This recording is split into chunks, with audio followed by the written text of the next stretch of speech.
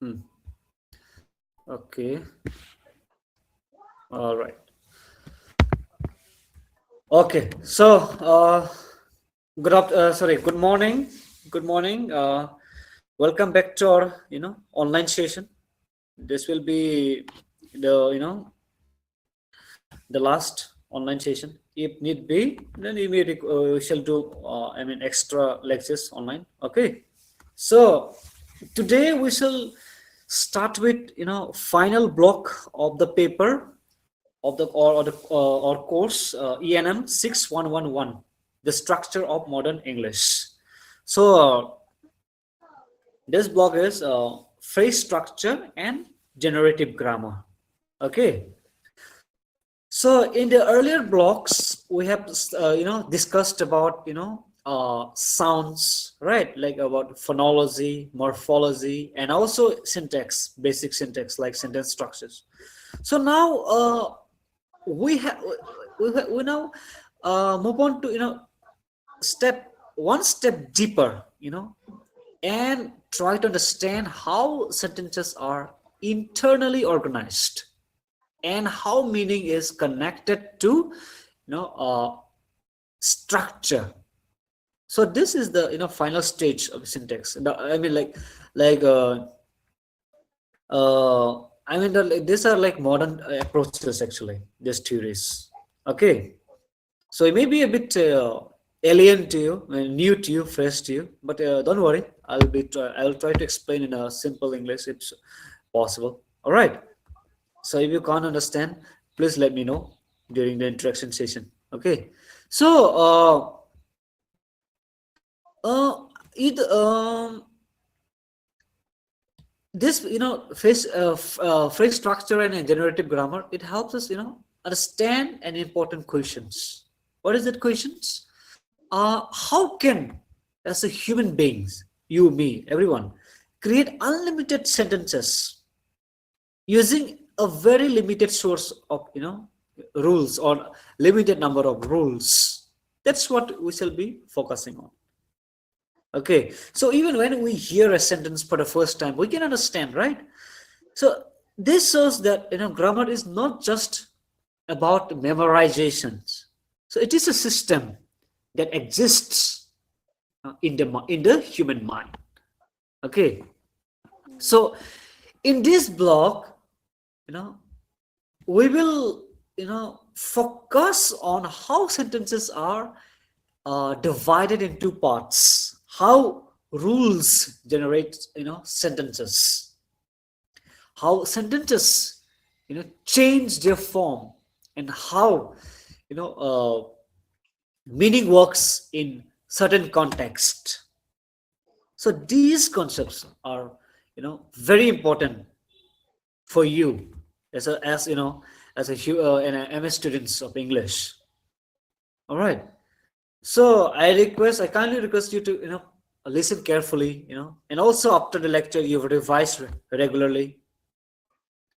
Okay, revise it properly, and try to understand the logic behind each concept as we discuss. Okay, so by the end of this block, I'm sure you'll feel more confident in analyzing English sentences in a systematic and academic way. Okay, so now before that, let's move on to the lecture contents.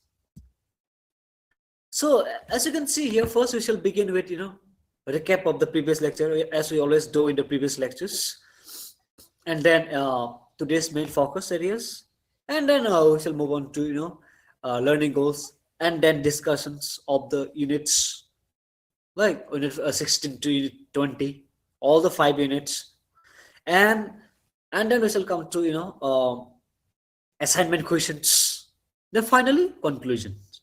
Okay, now let's move on to the next block.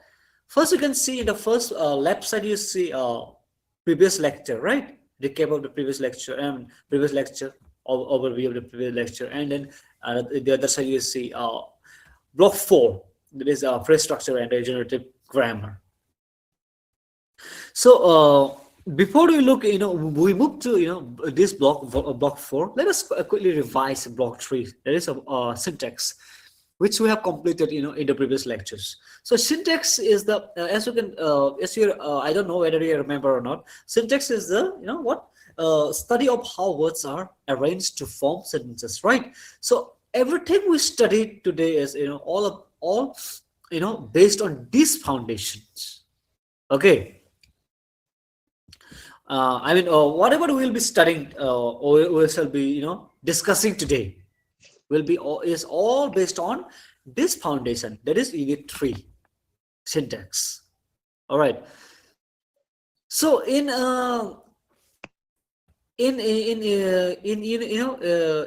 6, let me quickly revise all this unit so that you can you can easily connect, okay, with the block 4. So in unit 6, what have we discussed? We discussed about constituent structure, right? So here we learned that sentences are not just a line of words, a string of words, right? They are made of meaningful groups called constituents. Okay, so we'll be studying those things. Okay, so the idea is very important because today we'll divide sentences into parts using this immediate constituent analysis. So unit 7, as you can see here, morphophonemics, morphemes and morphophonemics. So these are, as you remember in morphology, morphemes are the smallest meaningful units of language. And understanding morphemes can help you understand how words change form to express grammatical meaning. Okay, that's all about, unit 7. And unit 8, discusses about word classes. What are word classes? Like noun, verb, adjective, all these things, like noun, pronoun, adverb, all these things, right? You all know these things. Word classes are like word categories. Something it is also called, parts of speech. Are you aware of parts of speech, Mamita? Do you know parts of speech of English? Yes, sir. Okay, nice. So especially like noun phrase, verb phrase. So you learn that a noun phrase can also include, include determiners, right? And adjectives, and adverb phrase can include auxiliaries and objects. Okay, so these are the things that, unit 8 discussed. We have discussed in the unit 8. So in a unit, uh, sorry, it is not unit 8 actually. I'm so sorry. It is unit 13. How can I, because we'll be doing from unit 16 to 20. I'm so sorry. It is from unit 11. I'm so sorry for that. It is unit 11, 12, 13. Unit 13 discusses, unit 11 discusses about constituent structure. Unit 12 uh, discusses about, morphemes and morphophonemics. Unit 13, word classes or parts of speech, right? And in unit 14 we see about, adjective phrases, adverb phrases, and prepositional phrases. So this help you, these phrases help to see how different types of phrases function within sentences. And unit 15 focuses on in unit 15 we focus on what? Functional and syntactic categories. So like such as determiners. What are determiners? Like and in all these things, auxiliaries and complementizers. So all these topics prepare you for block 4, right, which we'll discuss today. So remember, today's lesson is a continuation, right? Not like something totally new. No, it is a continuation of this block 3, kind of slightly advanced level kind of. Okay, so now let's look at the block 4, that is unit 16 to 20. Here you see it is titled as, this block 4 titled as phrase structure and generative grammar, right? So it is this units 16 to 20 units will help us, not only students, even me as teacher, it will help us understand grammar in a more scientific and systematic way. Okay, so how? So you can see in unit 16, immediate constituent analysis.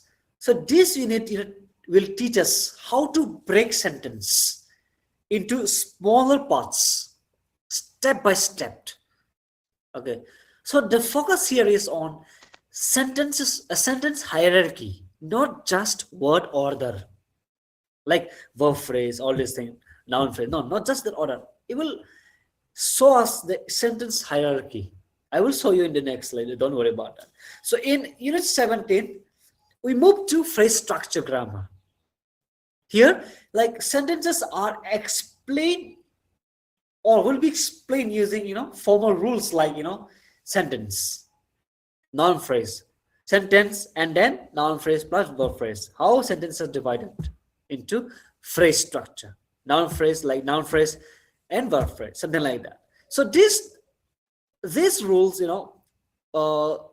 shows phrases combine how phrases combine to form complete sentences. Only noun phrase cannot be a sentence, right? Only verb phrase cannot also be sentence. It should be combined both to form a sentence. Both noun phrase and verb phrase should be combined. Only then it can form complete sentence. All right. So in unit 18, we see about the transformational rules. It is also called T rules. Okay, so these rules explain how sentences change their form, such as from active to passive, or from statement to questions. Okay, without changing their basic meaning. So in unit 19, we will discuss about generative grammar, the most very important topic, which explains how grammar exists in the human mind and allows us to produce unlimited sentences. Okay, you can speak unlimited of Bangla right now, but you have only like limited rules of but with that limited rules of your grammar of Bangla grammar, you can produce unlimited of grammar Bangla sentences. Can't you not produce? That's why you could speak every day with every thought, every new thoughts. I mean, every day you're producing something new, right, Momita? So yesterday's what you speak, what you spoke, and today what you speak is not same. Are they same? No. See, you can produce unlimited, sentences. That is all that type of things. Generative grammar dealt with. Okay, that is all about generative grammar. It is a part of generative grammar. Okay, so in unit 20, we will study about semantics. It will be briefly, we will not be in depth though. Semantics is all about meanings, okay, and pragmatics, how to use language in a context, and also about speech act. All right, so this unit will connect sentence structure with meaning and context, and shows that language is a form of social actions.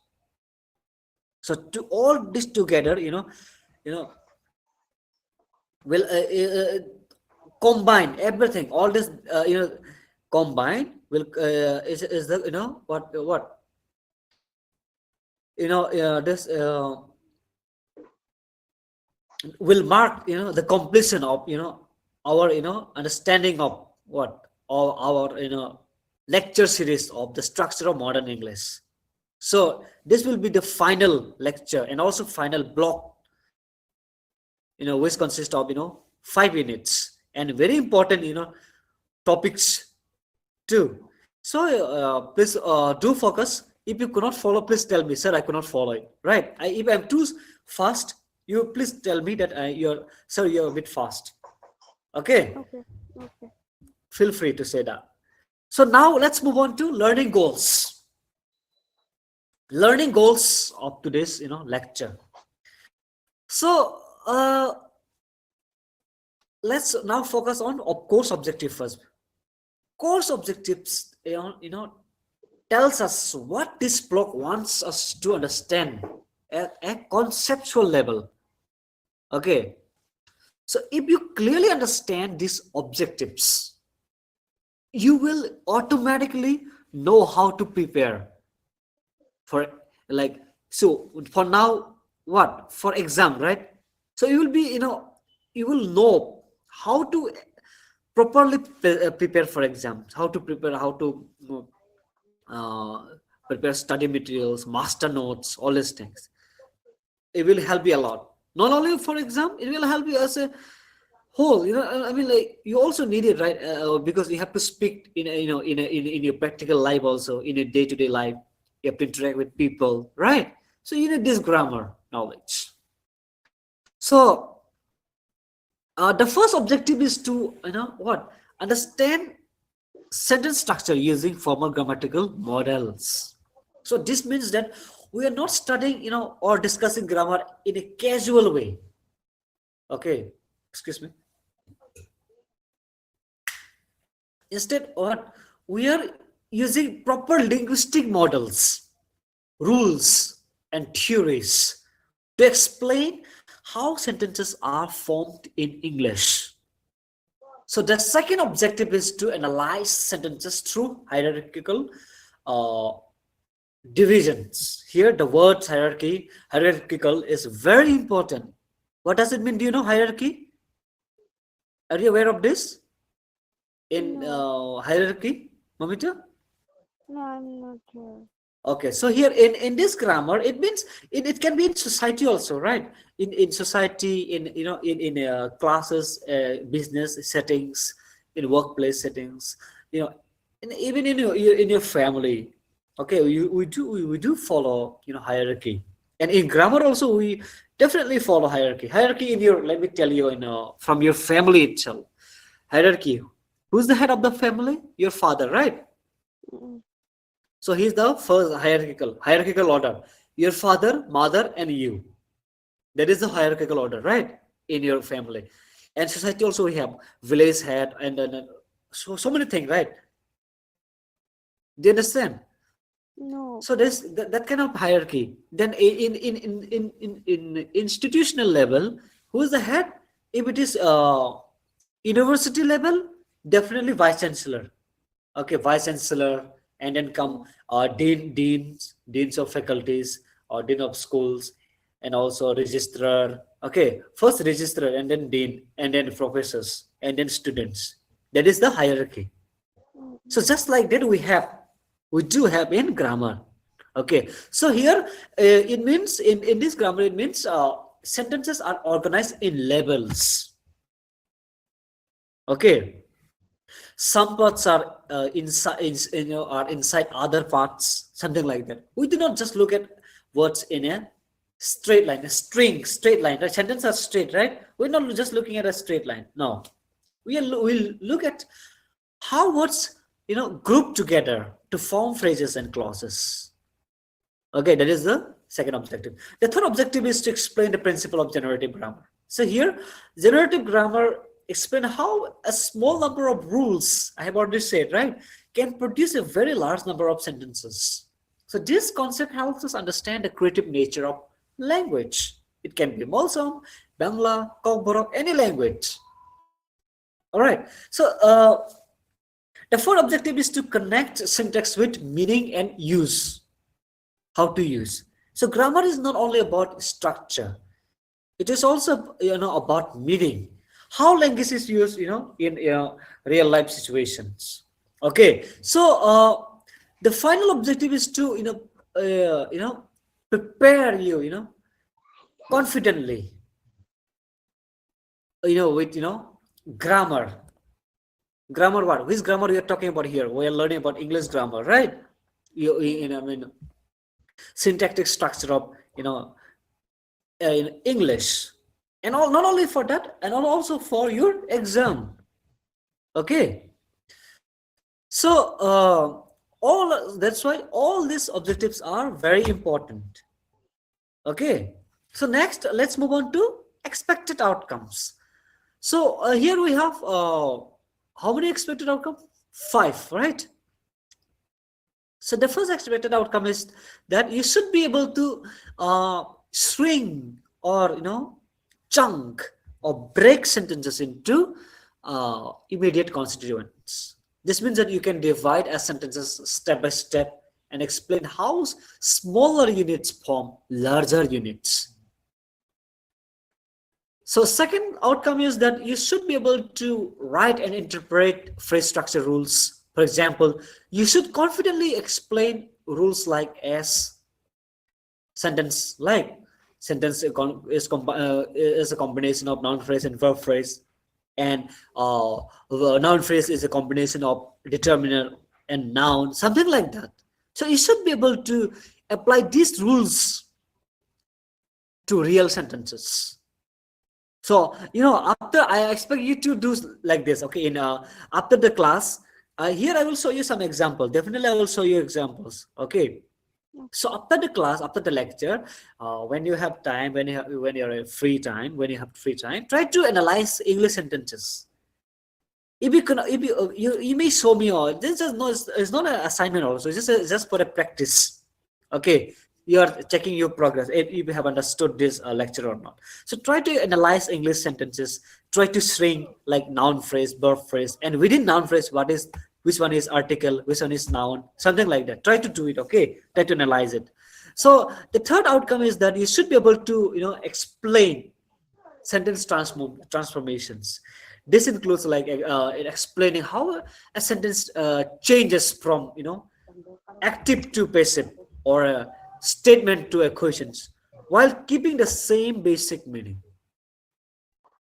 All right. So the fourth outcome is that you should be able to distinguish between structure, meaning, and context. Okay. This skill is especially important for understanding semantic and pragmatics. So, finally, you should be able to apply theory to real language examples uh,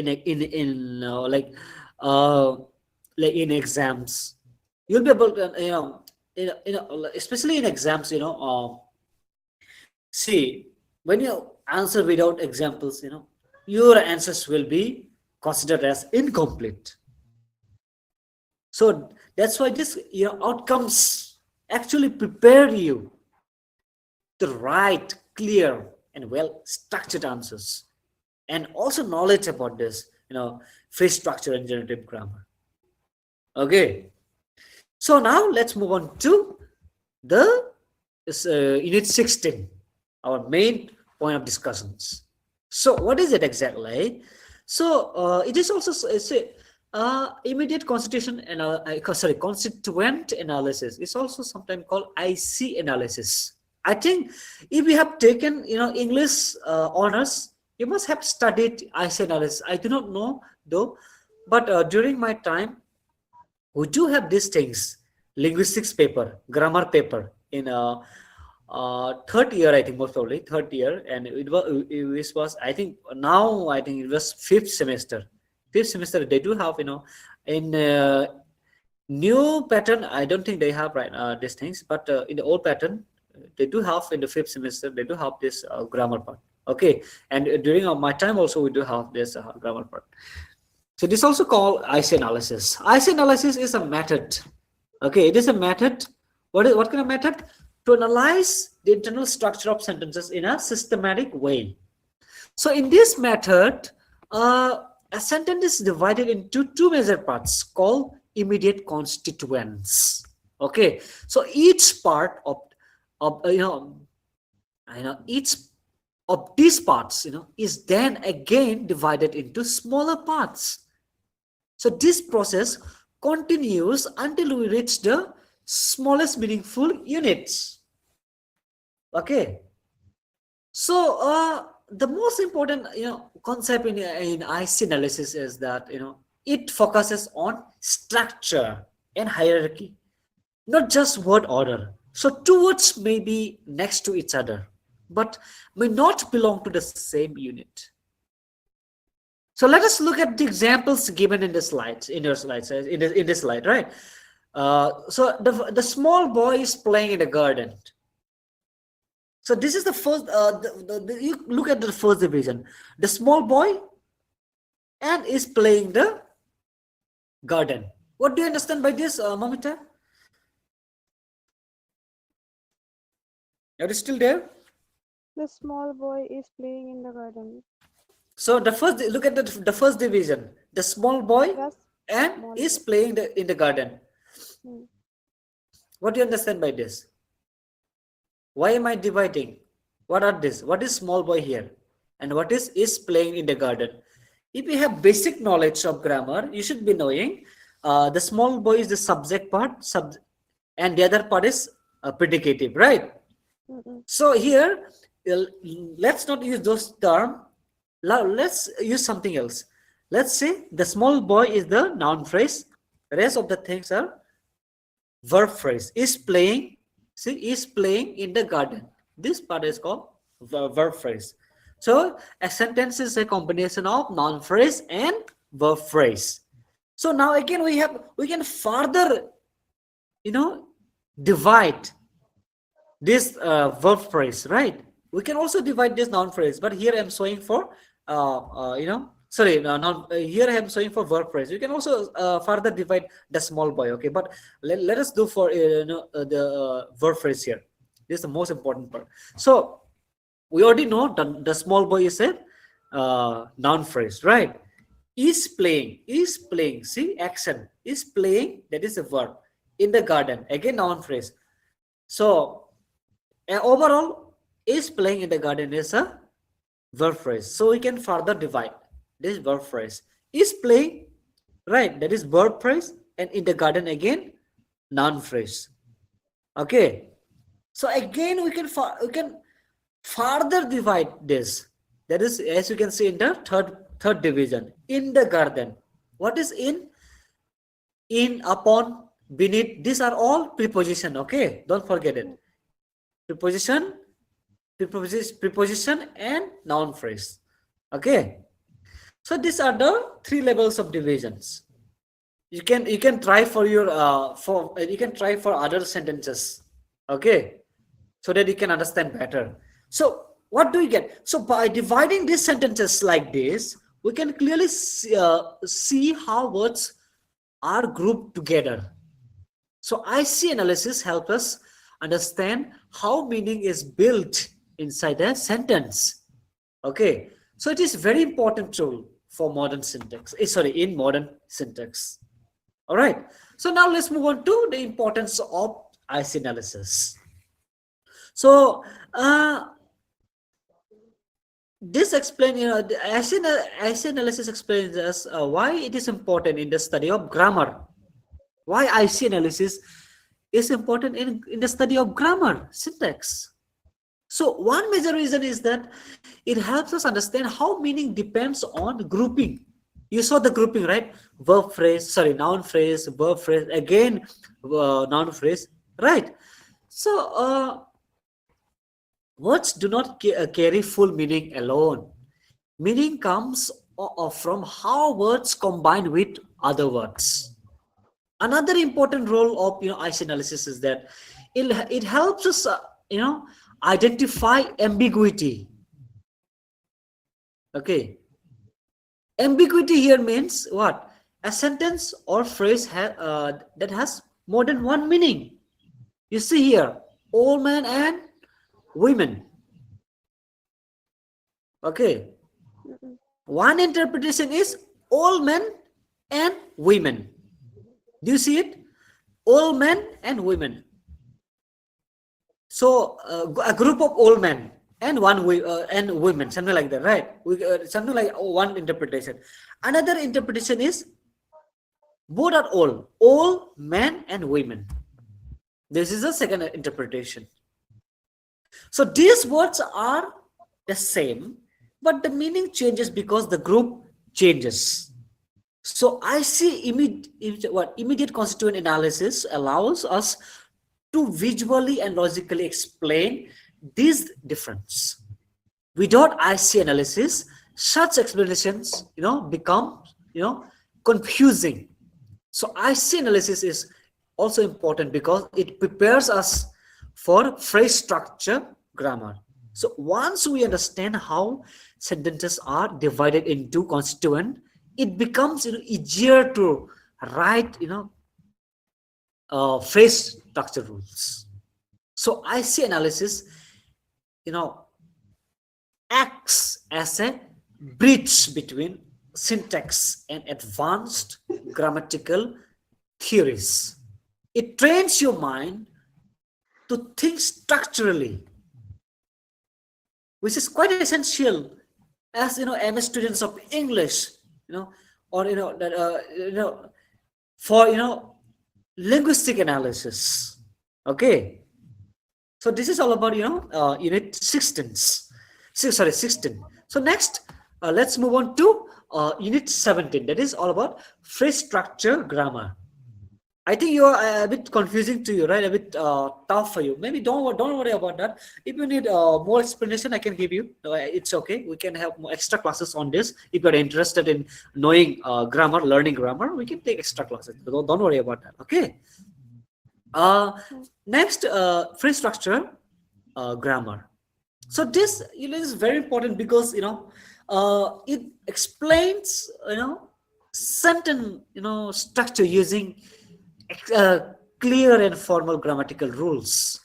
So instead of analyzing uh, sentences only by intuitions, phrase structure grammar uh, shows that sentences are built according to fixed patterns. So the most basic important rules in phrase structure grammar is, can you see it? Sentence, noun phrase, and verb phrase, right? Do you see, Momita? Are you seeing the slide? Yes, sir. See, this is the basic rule of sentence. So sentence, and then a sentence equal to noun phrase plus verb phrase, right? So this rule tells us that every sentence is made up of a noun phrase and a verb phrase. This is not just a rule for English. As I already said, this rules is applied to Bangla language, Bengali language, even my language, Molsam language, and Kobro language, and other languages too. So this is not just a just rule limited for English. So it is a basic idea used in many languages. Okay, so there are also other rules such as like as you can see, uh, noun phrase equal to determiner plus noun. Determiners, what are determiners? Like like a and the, right? An apple, the book, the boy, a girl. Okay, something like this. So now another one is verb phrase. The verbs equal to noun phrase. These are like other rules, sub rules also, you can say it. Okay, these are all part of syntax. So using these simple rules, we can generate many sentences, number of sentences. For example, from these rules, we can form sentences like the boy reads a book, right? Or a girl plays a football. Even though the sentences are different, the structure remains the same, right? The boy, noun phrase, reads a book, verb phrase. A girl, noun phrase, plays football, verb phrase, right? Do you get it, Mamita? We are following the same style. This is a sentence, right? The boy reads a book, right? The boy reads a book. That is a sentence. Remember, upar basic rule dekho. The boy reads a book. That is a sentence. So let's split this sentence. Let's shrink this sentence. The boy, noun phrase, reads a book, verb phrase. Okay. Same thing. A girl, noun phrase, plays football, verb Plays phrase. football, verb phrase. So sentence equal to noun phrase plus verb phrase. And further division, noun phrase equal to determiner plus noun. The is determiner, noun is boy here, right? A is determiner, girl is noun. So we can also further divide verb phrase. Place is a verb, football is a noun phrase, right? Again, a book, a is a noun determiner, noun phrase. Again, noun phrase with verb, right? So you do it like this for other sentences. Practice it. You'll have a good knowledge of grammar in that if you do that. Okay. So like that, a phrase structure grammar shows us that language is systematic. not simply, like not casual, systematic and rule governed. It proves that grammar is not random. Speaker may not consciously knows this rule, but they follow them naturally. You may not be aware of phrase structure grammar because it is quite new to you. So, but you are actually secretly following these rules, even you are not aware. When you speak Bangla, you are following this rule. Okay. So this approach is very useful for students like you, like even me. You're a student of master degree. I'm a student of this, linguistics. We are all student now, right now. We are learner of this language grammar. Okay. So because why it is very useful for us? Because it gives us a clear framework to explain sentence structure properly, right? Instead of simply like writing ungrammatical, something totally ungrammatical, right? You can use proper rules and examples if you have knowledge of phrase structure grammar. All right. So now let's further move on to phrase structure rules. So we can apply phrase structure rules to real sentences. The students are reading books, like, so these examples help us understand how abstract rules work in actual sentences. First we apply the basic sentence rule, right? Do you remember this basic sentence rule? Sentence equal to noun plus verb phrase, right? Again, I'm actually just repeating the same thing. See from here, right? To make it clearer, see, sentences equal to noun phrase plus verb phrase. Now try to break it down further. The noun phrase, students, follows the rules. What? Noun phrase, the students is the noun phrase, right? So noun phrase can be further divided into the and students, determiner and noun, right? Now try to break the verb phrase. Are reading books follows this rule. So are reading, are is auxiliary, is are these are helping verbs. Okay, that ox, I forgot to write the full term. I'm so sorry for that. It is my mistake. Det is determiner. Ux is auxiliary. Okay, I have written here in this explain auxiliary. Auxiliary mane kita? Auxiliary mane helping verb. So they help verb, the main verb. So auxiliary is are. All these are auxiliary. So verb phrase can be further divided into are plus reading plus books, right? So auxiliary are, verb reading, and noun phrase books. Okay. Do you get it, Momita? Yes. Hello? So Yes, noun phrase, verb phrase also can be divided further into auxiliary, verb, and noun phrase. Okay. Noun phrase can be one noun or with determiner. That's why I'm saying only one noun, that is books. It doesn't have determiner. You can also say the students are reading the books. Ekhane da thakle the determiner thakbo. But I'm not keeping a determiner here. Just books. Just single noun. That is also noun phrase. Okay. So noun here you can see noun phrase inside the verb phrase books, right? So again follows a phrase structure rule. So as you can see, all these things, all these steps, are all phrase structure rules. Okay. So by applying these rules step by step, so we can explain the entire structure of the sentence logically. Okay. So you don't have to memorize at all. If you know this formula, these rules, which I have shown you on the slide, right? So by applying these rules step by step, you can explain entire structure of the sentence, right? So that's why this approach is here in this approach also explain why auxiliary verbs appear in English sentences, right? Like, so why not the students reading books. Why the students are reading books? Why are is needed? You can see it here, right? So this approach also explain why auxiliary verbs are auxiliary verbs appear in English sentences and how verb phrases can become more complex. By adding "are," the verb phrase become more complex, right? So if I say the student read books, the students read books. Very simple verb, right? Okay, by adding "are" reading, I'm making it more complex. So this page structure rules taught us these things. Okay, so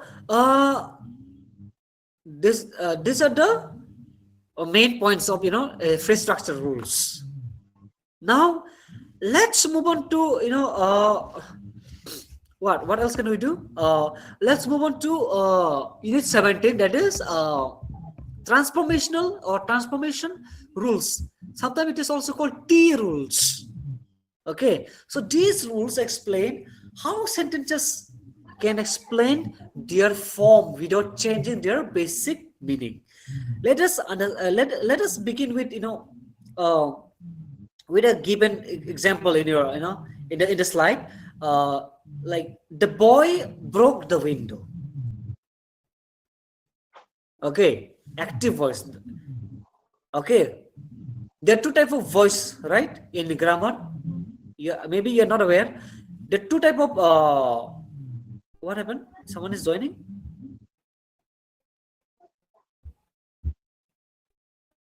Okay, I was trying to join, but I did not know. I was just printing. Okay, just not aware of that, so he can't join now.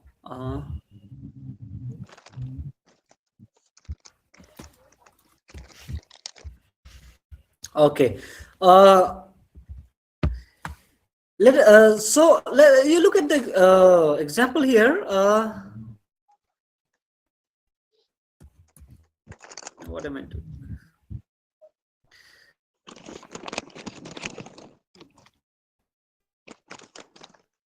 How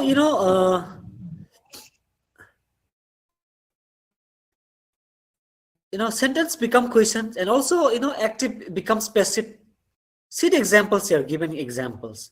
The boy broke the window, and the window was broken by the boy, right? So both the sentences describe the same action and meaning. However, their structure is different. Transformation rules explain this difference. According to this theory, both sentences share the same deep structure. Okay, but they have different surface structure. So here deep structure represents the underlying meaning of a sentence, while surface structure represent how the sentence actually appears in speech or writing. So transformational rules are used to explain how sentences change into questions, negatives, or other sentence types. Without three rules, it is difficult to explain why such sentence changes are possible. So this shows that grammar is not just about forming sentences, but also about relating different sentence forms to each other. This idea or this concept is very important in modern linguistics. Okay, so next is the importance or the significance of transformation rules or T rules. So one of the major role of T rules is that they help it helps us reveal hidden relationship between sentences. I mean relationships between sentences. So for example, consider the sentence: she is reading a book. When you change it into questions, it becomes, is he reading a book? Sorry, is he reading a book? Right? So here the auxiliary verb is moving to the beginning of a sentence. This movement cannot be explained by simple phrase structure rules alone. So transformation rules explain this word movement clearly and logically. So transformation rules also help understand how meaning remains stable even when sentence form changes. This connection between form and meaning is a central concern of generative grammar. So another important role of T rules is that they connect sentence with semantics. They show that grammatical changes are not random but rule governed. Okay, so for students, understanding transformational rules is very useful because uh, uh, you know it will help you explain uh, complex sentence patterns in a very clear and a systematic way. Okay, so that is all about unit 18. Now we will come to the very important topic of linguistics or grammar, that is generative grammar. So this is the most important concept in modern linguistics, because it tries to answer to very basic but very powerful questions. How can you do remember in the first in the intro part I have raised one question, right? Let me repeat that question again. How can human beings produce and understand an unlimited number of sentences? It is very important question, right? So according to this theory, which theory I'm talking about, generative grammar, the language is rule based, and these rules exist in the system, in the human mind always. Okay, so we are not memorizing every sentence we speak. Instead, what we learn a system of rules that allows us to create new sentences whenever we need them.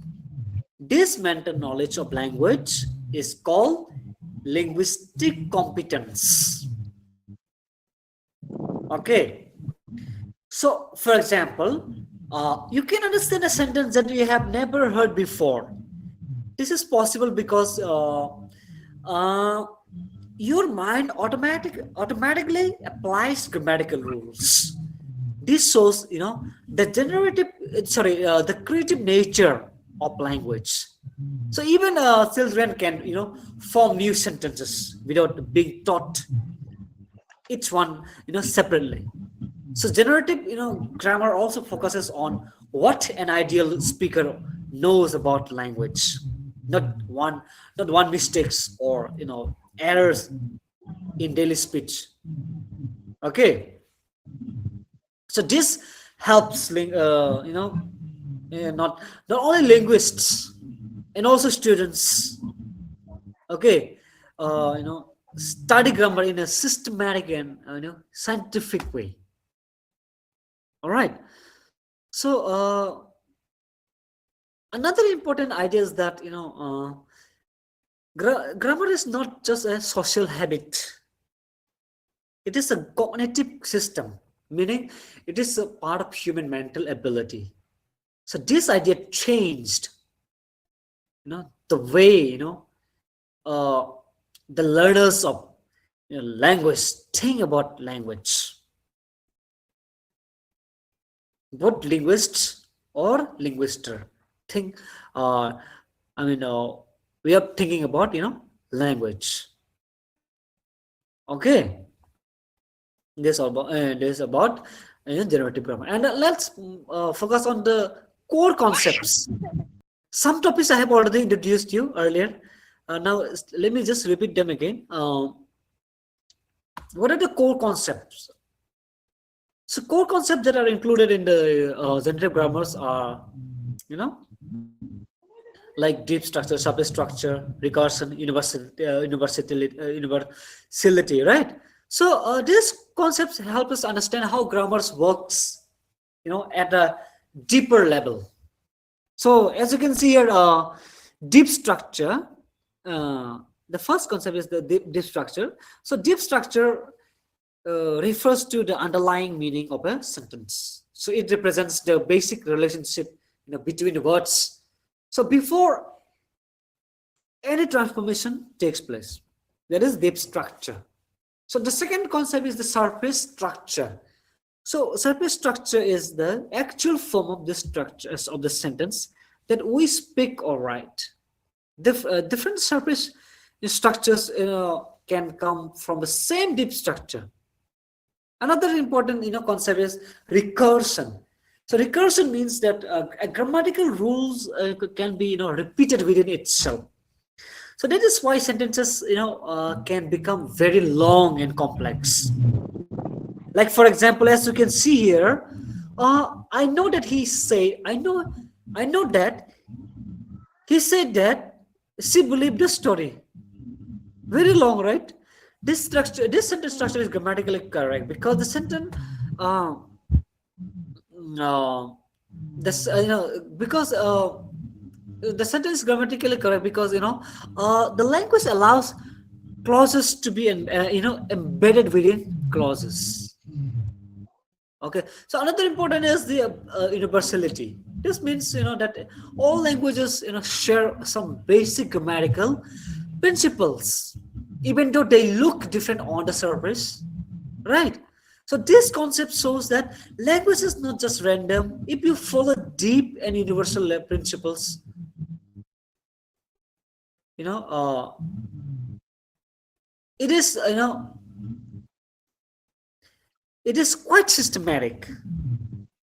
So if you totally follow if you look at in a deeper level, you'll find it follows a systematic, right? It is all about rule based. Okay, so this is all about generative grammar. So next we see in the unit 20, that is semantic, pragmatics, and speech acts. So now we are moving, actually moving from sentence structure to meaning and the use of language. So this unit actually introduces three important ideas, concepts: semantics, pragmatics, and speech acts. So semantics deals with literal meaning of words and sentences. So for example, the sentence "it is cold" literally means that the temperature is low, right? So pragmatics, on the other hand, deals with meaning in context. The same sentence "it is cold" may actually mean "please close the window." It is cold. It is cold. Please close the window. Something like that. So the words remain the same, but the meaning changes because of the situations. Okay. So here another one is speech acts. Shows that language is not only used to describe things. Language is used to do things. Remember, first, what did I say? Language is not only used to describe things. Language is used to do things too. When we speak, we often perform actions, right? Do you only speak without doing? When I said I will do, you do actions, right? Just like that. So speech acts are of different types, like assertives. It state facts. That is all about statements. And directives. It gives comments or requests. And commissives. It expresses promises. So for example, when someone says, "I promise to help you," I'm just using the example. They're not just speaking. So they are actually performing an action. Right. So if I say, I promise you to give you a good marks in exam, I will definitely give you good marks in exams in your Erasmus program. Right. Something like that. It's all about commissions. So this unit teaches what? That grammar is not, complete without meaning and social use. Language is a system of structure, meaning, and action working together. Right? Structure, meaning, and action working together. All right. So that is all about unit 20, and also the conclusion of ending of block 5. So now let us move on to the conclusion part. Sorry, before that, let's move on to the assignment questions. As I always give you, I have given you in the previous lectures. Let me also give you for this block. So this will help you revise the topics that we have covered today. Okay. So I have here, there are 3 questions. So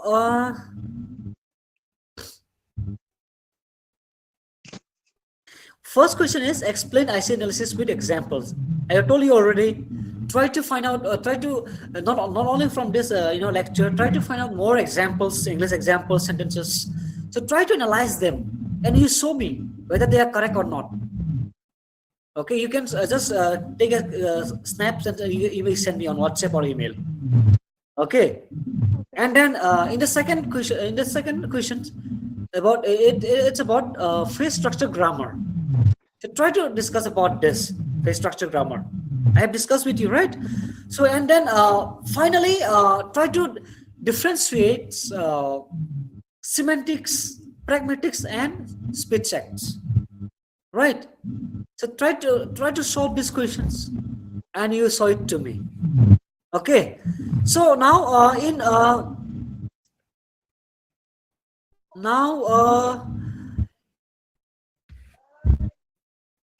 block 1, what have we studied? Do you remember? In block 1, let me just try to let me just revise the entire paper, entire block 4. Block 4. Yeah, 4 blocks. So in block 1, we have studied what? We have studied about phonology, sounds, right? In block 2, we have studied about word structure, that is about morphology. In block 3, we studied about sentence structure, that is syntax, and we also